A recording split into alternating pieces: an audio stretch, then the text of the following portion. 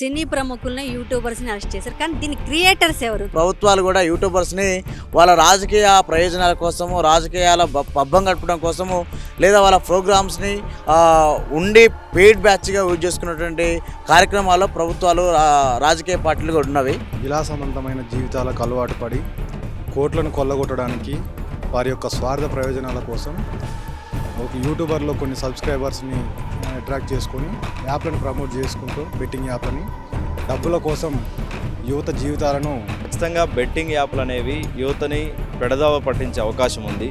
జూదం వైపు లేదా వ్యసనాల వైపు తరలించే అవకాశం ఉంది. ఏదైనా సభ్య సమాజానికి ఒక మంచి మెసేజ్ని ఇవ్వాల్సిన సినీ వర్గాలు ఈరోజు వాళ్ళు ఆర్థికంగా ఎలా ఎదగాలి, ఆర్థికంగా మేము ఎలా బాగుపడాలి అనే దాని గురించి దాదాపు ఈ ఒక్క వారం నుంచి 2 తెలుగు రాష్ట్రాల్లో బెట్టింగ్ రగడ అనేది ఒకటి దాదాపు బాగా ఇష్యూగా ఉంది. ఏంటి దాని మీద స్పందన ఏంటి? దీంట్లో సినీ ప్రముఖులు, యూట్యూబర్స్ బాగా ఇన్వాల్వ్ అయ్యారు.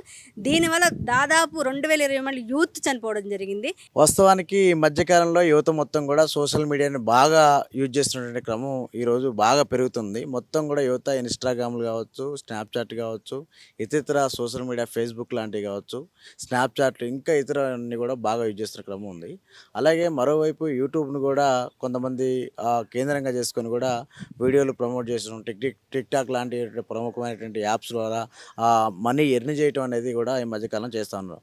ఎవరైతే యూట్యూబర్స్ ప్రమోట్ చేసుకొని వాళ్ళు డబ్బులు సంపాదించుకున్నారో, వాళ్ళ దగ్గర నుంచి తీసుకున్న డబ్బులు ఎత్తున్నాయో తిరిగి నష్టపోయిన వాళ్ళందరూ కూడా డబ్బులు ఇచ్చేటువంటి ఆ ప్రక్రియకి ఈరోజు శ్రీకారం చుట్టాల్సిన బాధ్యత కూడా ఈరోజు న్యాయస్థానాలకు ఉందని చెప్పేసి యూనివర్సిటీ విద్యార్థులుగా అభిప్రాయపడతా ఉన్నాం. సినీ ప్రముఖుల్ని, యూట్యూబర్స్‌ని అరెస్ట్ చేశారు. కానీ దీని క్రియేటర్స్ ఎవరు? దాన్ని ఎందుకు పట్టుకోలేకపోతుంది ప్రభుత్వం? ప్రభుత్వాలు చేయాల్సిన పని చేయకుండా ఈరోజు ప్రభుత్వాలు కూడా యూట్యూబర్స్ని వాళ్ళ రాజకీయ ప్రయోజనాల కోసము, రాజకీయాల పబ్బం గడపడం కోసము, లేదా వాళ్ళ ప్రోగ్రామ్స్ని ఉండి పెయిడ్ బ్యాచ్గా యూజ్ చేసుకున్నటువంటి కార్యక్రమాల్లో ప్రభుత్వాలు రాజకీయ పార్టీలు కూడా ఉన్నవి. కాబట్టి ఇవి సరైనవి కాదు. నిజంగా మంచి చేసే వాళ్ళు ఎవరైతే ఉన్నారో వాళ్ళ మీద మంచి కన్సర్న్ ఉండాలి. సమాజ దృష్టి వాళ్ళు మంచి చేస్తున్నప్పుడు సమాజంలో ఆటోమేటిక్గా సమాజం మొత్తం కూడా వాళ్ళతో నడుస్తుంది. కానీ ఈరోజు సమాజంలో చీడపురుగుల్లాగా తయారయ్యి సమాజంలో ఉన్న సంపద మొత్తం కొల్లగొట్టుకోవడం కోసం, ఈజీ మనీ కోసం అలవాటు పడినటువంటి యూట్యూబర్స్ వైపు ఉంటే ఈరోజు రాష్ట్ర ప్రభుత్వాలు కూడా కూలే ప్రమాదం ఉందని చెప్పేసి ఈరోజు విద్యార్థులుగా మేము అభిప్రాయపడతా ఉన్నాం. బెట్టింగ్ పెట్టి అనవసరంగా మనీ వేస్ట్ చేసుకోకూడదు. దానివల్ల మెంటల్ ప్రెషర్, ఇంటి నుంచి ఫైనాన్షియల్ ప్రాబ్లమ్స్, ఇటు స్టడీ ఇవన్నీ కోల్పోతాం మనం. కాబట్టి ఆ బెట్టింగ్ జోలికి వెళ్ళిపోకుండా ఏదైనా చదువుకుని నార్మల్ ప్రముఖులు చెప్పే ప్రమోషన్లు కానీ ఏదైనా కానీ వినకుండా వాటి పట్టించుకోకుండా మనకి ఏదైతే కావాలనుకుంటున్నావో అదైతే చేసుకోవాలి. మనకి దేని ద్వారా వచ్చినావో, ఎక్కడి నుంచి ఏ ఫైనాన్స్ నుంచి వచ్చినావో అది చూసుకొని ముందు అడుగులు వేయాలి. కానీ ఇలా బెట్టింగ్ అని వాళ్ళకి వెళ్ళి చూస్తూ మనం కూడా సంపాదిద్దాంలే, వస్తేలే, ఈజీగా మనం వస్తేలే, కష్టపడకూడదు అని అనుకుంటే తర్వాత లాస్ అయ్యేది మన లైఫే. నువ్వు ఎప్పుడన్నా చూసావా ఎవరైనా బెట్టింగ్ ఆడడం? నీ సర్కిల్ ఎవరైనా ఐడియా ఉందా నీకు? ఉన్నారు కొందరు. నార్మల్గా నా దగ్గరే నా ఫ్రెండ్స్ సర్కిల్లో ఉన్నారు కొందరు. ఫోన్ చేసి ఇలా ఎంత రేటింగ్ ఇస్తావు, నేను ఇంత పెడతా అనుకుంటున్నా, మీరేమి అనుకుంటున్నారు అని కొందరు అంటారు. అంటే ఎలాంటి గేమ్స్ ఆడతారు మీ ఫ్రెండ్స్? నార్మల్గా ఇప్పుడు ఐపీఎల్ నడుస్తుందిగా, ఇప్పుడు ఐపీఎల్లో బెట్టింగ్ రేషియో ఎంత వస్తుంది అది నడుస్తుంటుంది. అది ఎక్కడి నుంచి వస్తుందో ఎట్లా వస్తుందో తెలియదు. కానీ వాళ్ళగా ఒక్కొక్కళ్ళు ఒక్కొక్క ప్లానింగ్ తోటి ఉంటారు వాళ్ళు మొత్తం. ఇప్పుడు మీ ఫ్రెండ్స్ సర్కిల్లోనే ఉన్నారు. ఏంటి అంత క్రేజ్ ఎందుకు బెట్టింగ్ మీద? అంటే కష్టపడకుండా మనీని ఎందుకు ఎర్న్ చేయాలనుకుంటున్నారు? ఇప్పుడు పొద్దుల కష్టపడి ఎవరు సంపాదిస్తాడు, ఒక గంట బెట్టింగ్ ఇచ్చినాం అనుకో నాకు పైసలు వస్తాయి అని ఆ థాట్స్లో ఉంటారు యువతులు. సో అది డేంజర్ చాలా.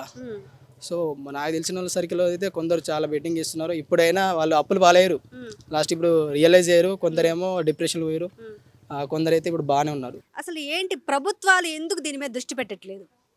మనం ఈ మధ్యకాలంలో చూసుకుంటే సోషల్ మీడియా మాధ్యమాలలో ప్రముఖులు కానీ, సినీ వర్గాలకు చెందిన వారు కానీ వారి అభివృద్ధి కోసం వారు ఎకనామికల్గా ఎట్లా డెవలప్మెంట్ అవ్వాలని యూత్ని బేస్ చేసుకొని, యూత్ని ఆకర్షించి ఎట్లా డబ్బులు సంపాదించాలి, ఈజీ వేలో ఇట్లా డబ్బులు సంపాదించి లగ్జరీయస్ లైఫ్ బతకొచ్చు అని చెప్పేసి వాళ్ళని అందరినీ ఒక ఆలోచనలకు దింపజేసి ఈ బెట్టింగ్ యాప్స్ వైపు ఆకర్షింపే విధంగా ప్రమోట్ చేస్తూ ఉన్నారు. అసలు ఈజీ మనీని ఎలా ఎర్న్ చేయొచ్చు, ఈ బెట్టింగ్స్ యాప్స్ యూజ్ చేయండి అని చెప్పేసి యువతని అంతటి కూడా ఇందులోకి లాగుతున్న పరిస్థితులు ఉన్నాయి. కానీ ప్రభుత్వాలు వీటి పట్ల ఎలాంటి చర్య తీసుకోవట్లేదు. సజ్జనార్ గారు మొన్న రియాక్ట్ అయ్యారు. ఒక 11-12 మంది వారిపైన కేసులు బనాయించారు. అదేవిధంగా ప్రభుత్వం కూడా దీని పట్ల ఒక చట్టాలను తీసుకొని రావాలి, వీటి పట్ల దృష్టి కేంద్రీకరించాలి. యువత మీద ఎదుగుతున్న యువత భారతదేశానికి దశ దిశ నిర్ణయించేది యువత. కాబట్టి అలాంటి యువత ఇలాంటి వాటికి లోనైపోయి ఈరోజు కుటుంబాలే కూలిపోయే పరిస్థితి ఉన్నది. లక్షల వేలలో వాళ్ళు కోల్పోయి ఎవరికి చెప్పుకోలేక ఆత్మహత్యలకి బలపడుతున్నటువంటి పరిస్థితులు ఉన్నవి. సినీ వ్యవస్థ ఈరోజు ఏ విధంగా తయారైందంటే విచ్చలవిడితనం అయిపోయింది. ఏదైనా సభ్య సమాజానికి ఒక మంచి మెసేజ్ని ఇవ్వాల్సిన సినీ వర్గాలు ఈరోజు వాళ్ళు ఆర్థికంగా ఎలా ఎదగాలి, ఆర్థికంగా మేము ఎలా బాగుపడాలి అనే దాని గురించి ఆలోచించి వాళ్ళ వ్యక్తిగతంగా ఆలోచించి ఈరోజు యువతను మొత్తం ఇందులోకి లాగి బలవంతంగా ఇందులోకి లాగి వాళ్ళకి ఒక డ్రగ్ లాగా అలవాటు చేసి బెట్టింగ్ యాప్స్ అనేది వాళ్ళని ఈ విధంగా తయారు చేస్తున్న పరిస్థితి ఉన్నది. సినీ ప్రముఖులది ప్రత్యేక బాధ్యత సమాజంలో. ఎట్లా అంటే ఈ రోజు ఉన్న పరిస్థితుల్లో సినిమాలలో చిన్నపిల్లలు చూసే పరిస్థితి లేదు. ఒకప్పుడు థియేటర్లకు ఎడ్ల బండ్లు కట్టుకొని ట్రాక్టర్లు పట్టుకొని వెళ్ళేవారు. ఈ రోజు సినిమాలు చూసే పరిస్థితి లేదు.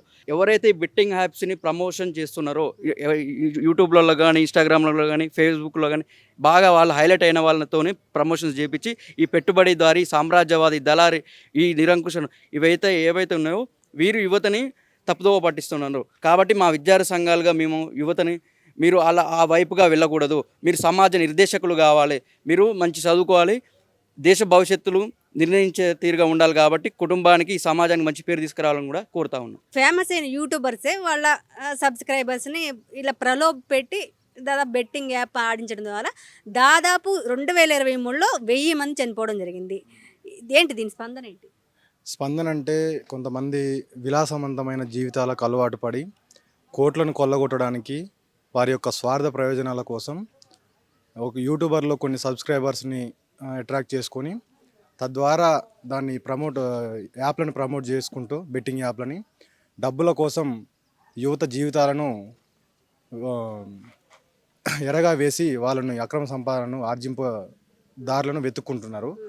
వాటిని అరికట్టాలంటే ప్రభుత్వం పెద్ద ఎత్తున కార్యక్రమాలు చేపట్టాలి, వాళ్ళకి చైతన్యపరచాలి. బెట్టింగ్ యాప్లని దూరంగా ఉండే విధంగా వాళ్ళని కొంచెం వాళ్ళని అవేర్నెస్ చేసే విధంగా అవేర్నెస్ ప్రోగ్రామ్స్ కూడా తీసుకొస్తే వాళ్ళని ఎంతో కొంత, ఇప్పుడు ఆల్రెడీ చాలామంది ఒక 90% యూత్ బెట్టింగ్ యాప్లకు చాలా ఇబ్బందులు పడి వాళ్ళ మనం చూస్తున్నాం. ఇప్పుడు తల్లిదండ్రులు వాళ్ళకి తెలియకుండానే వాళ్ళు బెట్టింగ్లు పెట్టి కొన్ని లక్షలు కూడా వాళ్ళ తల్లిదండ్రులు తెలియకుండా వాళ్ళ అకౌంట్ నుంచి లక్షలు కట్ అవుతున్నాయి. వాళ్ళు పోలీసులు కంప్లైంట్ చేయడం ఇలాంటి చాలా ఇప్పుడు ఇంకా బయటికి రాని చాలా ఉన్నాయి. దీని మీద ప్రభుత్వం స్పందించి వెంటనే అవేర్నెస్ ప్రోగ్రామ్స్ తీసుకొచ్చి పెద్ద ఎత్తున దీన్ని ముందుండి దీన్ని అరికట్టకపోతే, ఎందుకంటే యువత దేశ భవిష్యత్తు వాళ్ళ చేతిలో ఉంటుంది కాబట్టి వాళ్ళ గురించి ఆలోచించి ఈ ప్రభుత్వం కొంచెం చొరవ తీసుకొని ముందుకు వెళ్ళాల్సిందిగా, ఈ బెట్టింగ్ యాప్స్ మీద కఠిన చర్యలు తీసుకోవాల్సిందిగా మేము జార్జియా డిపిడిఎస్ పక్షాన స్టూడెంట్ లీడర్గా మేము డిమాండ్ చేస్తున్నాం. బెట్టింగ్ అనేది ఇప్పుడు కొత్తగా దాదాపు 10 years నుంచి వస్తుంటే ఇప్పుడు వెలుగులోకి వచ్చింది. మరి 10 years నుంచి గవర్నమెంట్ ఎందుకు చర్యలు తీసుకోలేదు? దాని ఇప్పుడు ఎందుకు అవేర్నెస్ వచ్చింది? 10 years నుంచి బెట్టింగ్ యాప్స్కు ఇంత ఆదరణ లేదు. ఎందుకంటే యువతలో ఇంత స్మార్ట్ ఫోన్స్ లేవు, ఇంత సోషల్ మీడియా ఇంత అవేర్నెస్ లేదు. వాళ్ళు సోషల్ మీడియా ద్వారా ఎక్కువ ప్రమోట్ చేయడానికి ఆస్కారం ఉంది. ఇంతకుముందుకు సోషల్ మీడియా ఇంత యాక్టివ్గా లేదు. తద్వారా యువత తొందరగా దీన్ని అట్రాక్టివ్ కావాల్సిన పరిస్థితి వస్తుంది. ఎందుకంటే యువత ఇప్పుడున్న పరిస్థితుల్లో బుక్స్ కంటే ఎక్కువ మొబైల్లో ఎక్కువ వాళ్ళ జీవితాన్ని గడుపుతారు. కాబట్టి ఆ బెట్టింగ్స్ యాప్కు తొందరగా అట్రాక్ట్ కావడానికి ఒక అవకాశం ఉంటుంది. ఖచ్చితంగా బెట్టింగ్ యాప్లు అనేవి యువతని పెడదావ పట్టించే అవకాశం ఉంది. జూదం వైపు లేదా వ్యసనాల వైపు తరలించే అవకాశం ఉంది. కాబట్టి ఇలాంటి వాటిని నియంత్రణ చేయాల్సిన అవసరం రాష్ట్ర ప్రభుత్వ వ్యవస్థ మీద ఉందనేది అయితే మేము గుర్తు చేస్తూ ఉన్నాం. అయితే దీనికి సంబంధించి ఇప్పటికీ చాలామంది సెలబ్రిటీలని అరెస్ట్ చేస్తున్న నేపథ్యం కూడా ఒకవైపు చర్చ జరుగుతూ ఉంది. వివిధ రూపాల్లో కూడా పత్రికల్లో వస్తూ ఉంది. అయితే అరెస్టులు ముఖ్యమైనప్పటికీ కూడా ఖచ్చితంగా ఏ యాప్లు బెట్టింగ్ యాప్ పరిధిలోకి వస్తున్నాయి, వేటిని ప్రభుత్వం నిషేధించింది, వేటికి సెలబ్రిటీలు కావచ్చు, యూట్యూబర్స్ కావచ్చు ప్రమోషన్ చేయకూడదు అనే స్పష్టమైన విధి విధానాలను కూడా ప్రభుత్వం రూపొందించాల్సిన అవసరం ఉంటుంది. దీంట్లో ఇన్నోసెంట్ యూట్యూబర్స్ ఉంటారు, ఇండిపెండెంట్గా వర్క్ చేసే వాళ్ళు ఉంటారు.